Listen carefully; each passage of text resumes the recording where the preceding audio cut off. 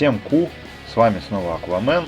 В руках у меня опрыскиватель, им я брызгаю стенку. А для чего? А для того, чтобы пена лучше прилипла. Вроде как. На самом деле пена липнет одинаково и к влажной стенке, и к сухой стенке. Да, и это 34-й выпуск. Сегодня мы делаем водопад полностью.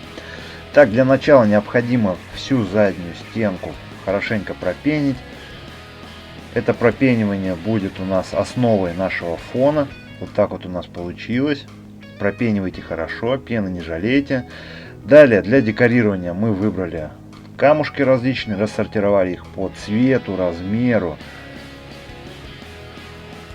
Цвету я уже говорил, да? По цвету и размеру, вот. Да. Рассортировали. Вот такие коряги у нас есть. Какие-то еще шняшки прикольные. Вот. Для начала необходимо поставить опорные коряги. Вот так поставили их. И такие смотрим. Что-то выпирает снизу.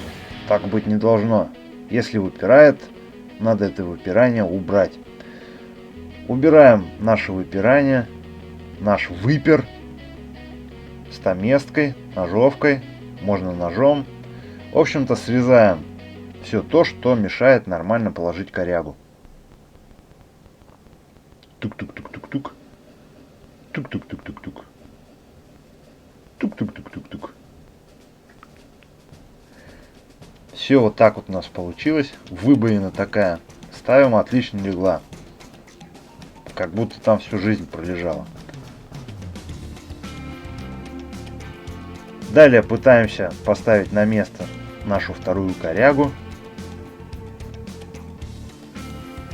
Дельный совет: не забудьте сфоткать предварительно поставленные коряги, потому что потом их поставить так, как они были, очень сложно. Наконец-то поставили, теперь необходимо закрепить, пропенить опорные точки, рэперные точки наших коряг. Ну, попросту говоря, нужно пропенить там, где коряги болтаются, для того, чтобы они не болтались. Монтажная пена отлично держится на древесине. Единственное, что нужно счищать кору. Почему? Потому что кора — это такой товарищ ненадежный, она может отпасть, может отвалиться, может раствориться вообще. Далее нам необходимо уже знакомые бруски выложить для того, чтобы, во-первых, сэкономить пену, а во-вторых, чтобы создать большую прочность. Здесь у нас выемка, мы помним, да? Здесь мы вклеиваем кусок стекла для того, чтобы сверху приклеить камни. По камням у нас будет стекать вода, эффектно падая в бездну нашего полюдариума, в глубину. Поставили. Теперь нам нужно все, точнее первый наш уровень, обложить камнями, выложить. Решил я тут еще промазать немного герметиком. Да, промазывайте, все хорошо. Итак, промазали. Следующий этап, как я уже сказал, начинаем укладывать камни. Неплохо было бы все эти камни выложить заранее, всю эту каменную мозаику сфотографировать и уже потом их клеить. Клеить можно их также на монтажную пену, это во-первых, и на аквариумный герметик, это во-вторых. Чем хороша монтажная пена?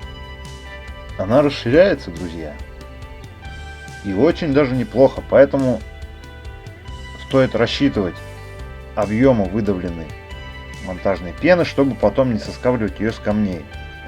Чем хорош герметик, так это тем, что величину шва можно контролировать. То есть объем герметика, он никуда не увеличивается и не уменьшается.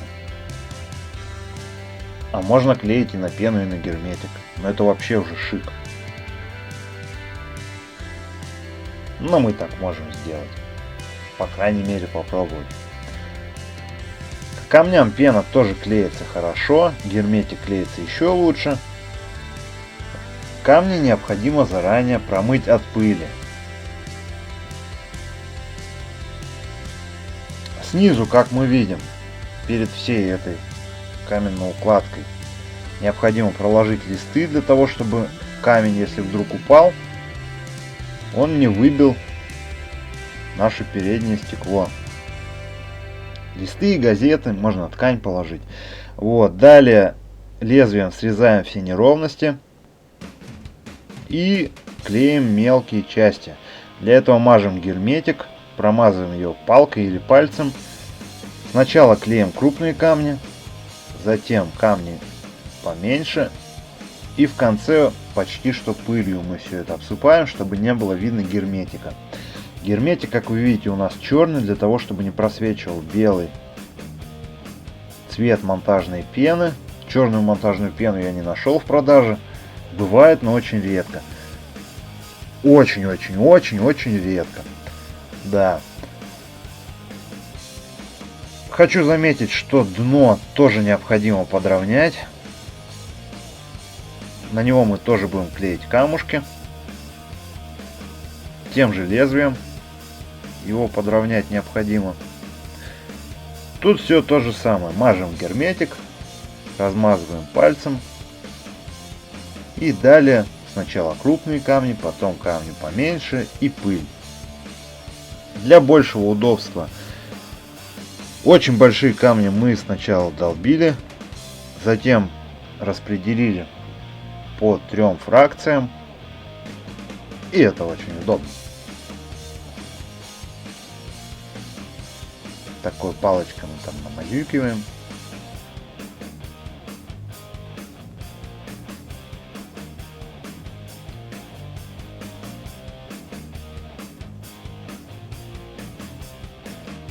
И все то же самое. Герметик. Герметик можно смело мазать на стенки, на фон нашего полюдариума. От этого он не раскиснет, не обидится. Это пойдет только на пользу. В дальнейшем фон, все тот же фон белый от монтажной пены не будет просвечивать.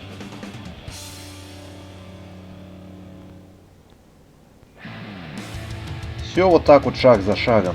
Все это дно обсыпаем, клеим все щели, мелкие камушки. Необходимо это делать очень тщательно, для того, чтобы вода наша не уходила. Такое у нас озерцо получилось. Сюда мы решили вклеить в стакан, но если бы мы просто вклеили в стакан, было бы что-то подозрительно. Поэтому решили мы его замазать, обмазать и засыпать.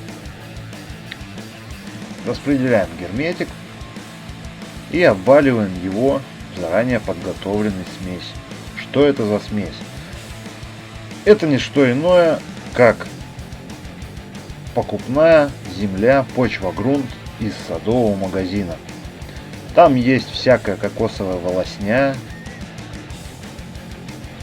всякая перлитовая крошка, может быть, и разные другие вещи, которых вполне возможно мы не догадываемся. Вот так задекорировали наш стакан, теперь его нужно пропенить. Помним, что пена увеличивается и не в 1 раз, и даже не в 2 раза.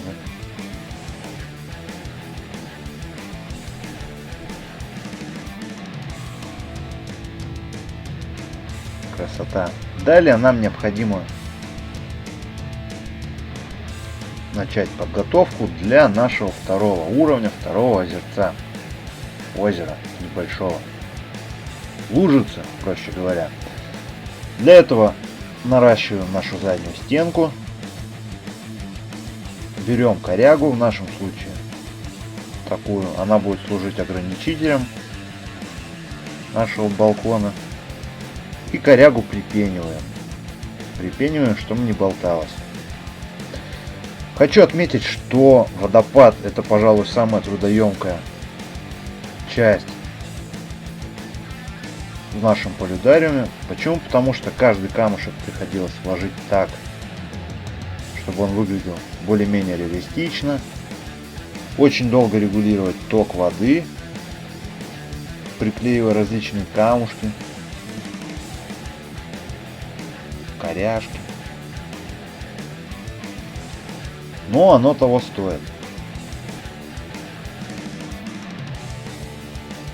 В общем-то, пропениваем. Даем подсохнуть. И не забывайте снимать кору.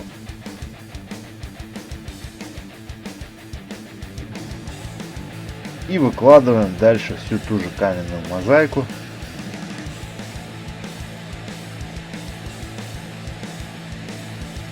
Я уже напомню. Я уже говорил, что сначала следует клеить самые большие камни, затем камни поменьше и так далее, вплоть до пыли. Здесь клеили на герметик.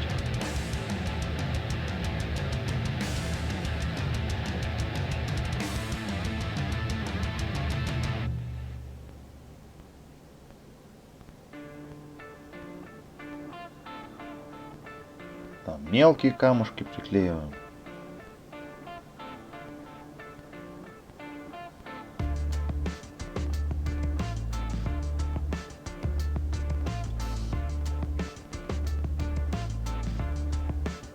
Можно пропенивать.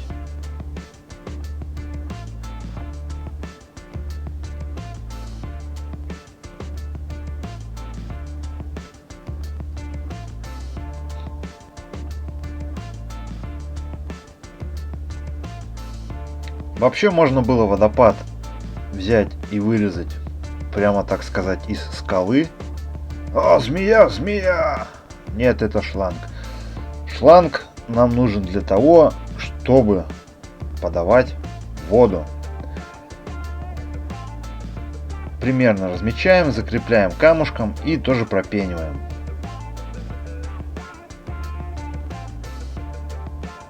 Пропениваем. Так, как я уже говорил, можно было водопад вырезать из скалы, то есть берете, просто все запениваете, и потом, вооружившись канцелярским ножом, всякими мелкими инструментами, просто вырезаете и обклеиваете все это. Можно было сделать так, как мы делаем. Также можно было использовать пенопласт, но соединение пенопласта и монтажной пены не очень прочное. По крайней мере, у нас получилось. Поэтому от такой затеи мы решили отказаться и наращивать наш водопад поэтапно. К пене камушки клеятся очень хорошо.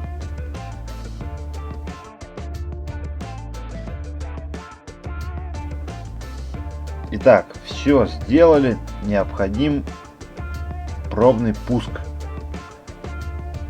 Сейчас польется вода.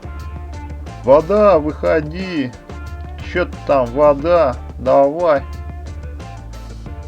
Вода, ну ты, вода пошла. Да, первый пуск, как показывает практика, самый печальный. Почему? Потому что невозможно учесть всех нюансов течения воды. Ничего страшного. Берем тот же самый герметик, пену.